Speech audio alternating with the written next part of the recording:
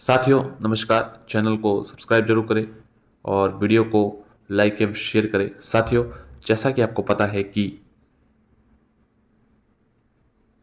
High court द्वारा ये फैसला सुनाया गया था, ये निर्णय आया था कि लेवल 1 में केवल बीएसटीसी धारक ही शामिल हो सकते हैं और वो ही इसमें पात्र होंगे। तो इस निर्णय के जब आया तब से बीएड धारक इसकी प्रतीक्षा कर रहे हैं कि कब इस मामले को सुप्रीम कोर्ट में चुनौती दे दी जाएगी।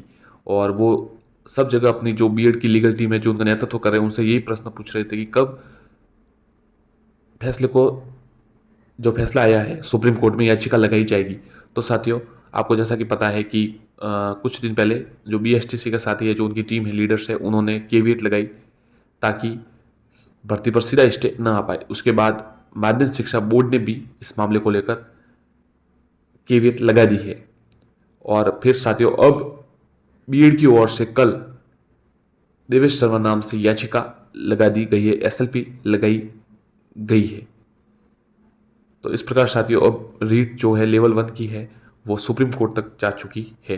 जैसा कि आपको पता है, आप पिछले पुराने वीडियोस में देख सकते हैं, लगभग आज से 3-4 महीने पुराने वीडियोस में, कि फैसला माननीय सुप्रीम कोर्ट से जो आएगा वही अंतिम होगा और उसी के अनुसार ये भर्ती अब पूरी होगी। तो साथियों, अब उन्होंने जो बीएड धारक है उन्होंने टीम ने एसएलपी लगा दी है कल।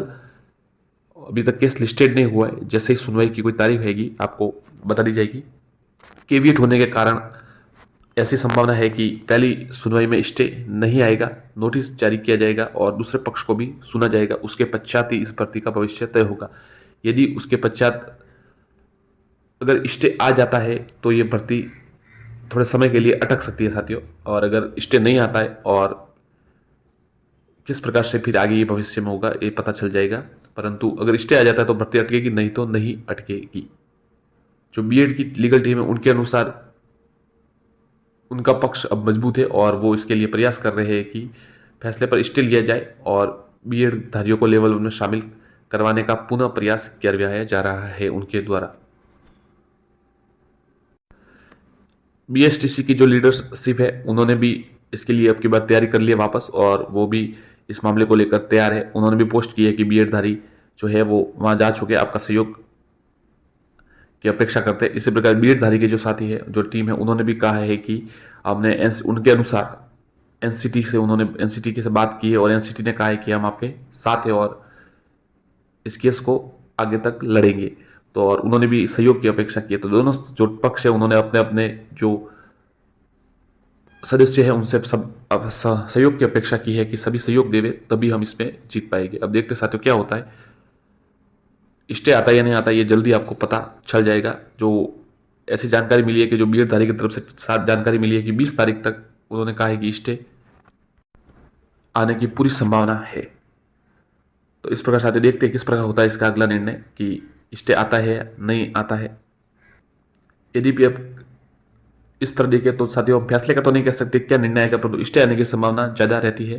फैसले का तो नहीं कह सकते कि बीएड जीतेगी, बीएसटी जीतेगी। जो यहाँ पे भी राजस्थान हाईकोर्ट में भी हो रहा था, तब भी सभी अपनी अपनी राय दे देते, परंतु आखिरकार बीएसटीसी की विजय हुई। इसलिए साथियों, पूरे विश्वास से कोई नहीं कह सकता कि अंतिम निर्णय क्या रहेगा, परंतु स्टे आने की संभावना जरूर रहती है। एक बार स्टे आने की संभावना जरूर रहती है, फिर उस पर सुनवाई होती है और फिर अंतिम निर्णय आता है। स्टे आने से भर्ती थोड़ी अटक सकती है, ये बात भी सत्य है। सबसे बड़ी बात साथियों, अभी तक लेवल 1 की और लेवल 2 की विज्ञप्ति भी जारी नहीं हुई। अगर विज्ञप्ति जारी हो जाती, आवेदन मांगे जाते, तब स्टे आ जाता, तब आवेदन तो ले लिए जाते। परंतु अगर अब स्टे आ जाता है और आवेदन विज्ञप्ति जारी होती है, विज्ञप्ति पर भी रोक लग सकती है। इस प्रकार साथियों, ये जबकि अभी तक विज्ञप्ति आ जानी चाहिए थी, किस कारणवश रुकी है साथियों, हो सकता है 12 तारीख के बाद जो इसके बाद अब विज्ञप्ति आए। 50,000 पद साथियों, 50,000 पद को लेकर बहुत बड़ा संघर्ष चल रहा है। बहुत ज़्यादा भारी संख्या में अभ्यर्थी वहां पहुंच रहे और अपनी मांग के लिए जो साथियों जो नेतृत्व करता है वहां पर, जो इसके लीडर है, उन्होंने कहा है कि उनको ऑप्शंस दिए गए थे कि शिक्षा मंत्री जी से बात करनी, और 2-3 और ऑप्शंस दिए गए थे, आप किससे बात करना चाहते थे। उन्होंने कहा था कि हम मुख्यमंत्री जी से बात करना चाहते, तब उन्होंने कहा कि मुख्यमंत्री जी से तब अब अवेलेबल नहीं है। तो उन्होंने कहा आप शिक्षा मंत्री जी से बात कर सकते हैं। तो शायद हो सकता है साथियों आज शिक्षा मंत्री जी से मुलाकात हो और इस मामले में कुछ निर्णय निकले। जो प्रतिनिधिमंडल है वो किसी न किसी से, जो सरकार से है, प्रतिनिधि से बात करेंगे और इस मामले का निष्कर्ष निकालने का प्रयास करेंगे कि रीट के ऊपर 50,000 हो।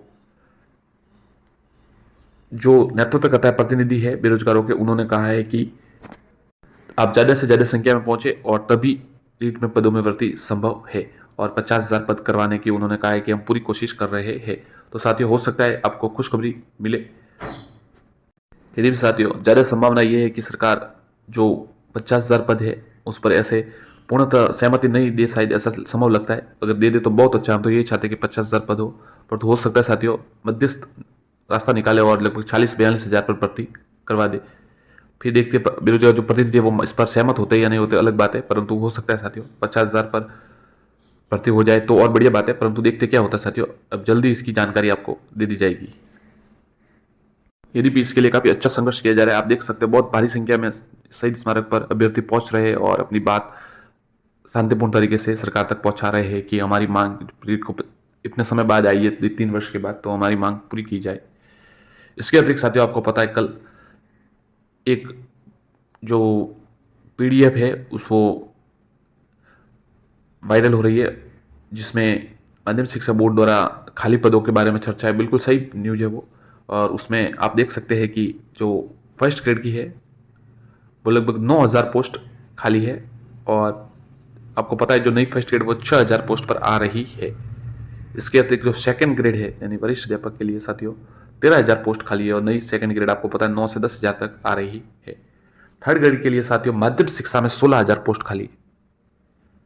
माध्यमिक शिक्षा में विभाग में, प्रारंभिक शिक्षा विभाग में अलग से पोस्ट खाली है, उनकी इसमें कोई चर्चा नहीं है। ये माध्यमिक शिक्षा बोर्ड का डाटा था इसमें, तो साथियों माध्यमिक शिक्षा विभाग का डाटा था, तो प्रारंभिक शिक्षा विभाग का अलग से डाटा है, तो 16,000 पोस्ट तो ये खाली है।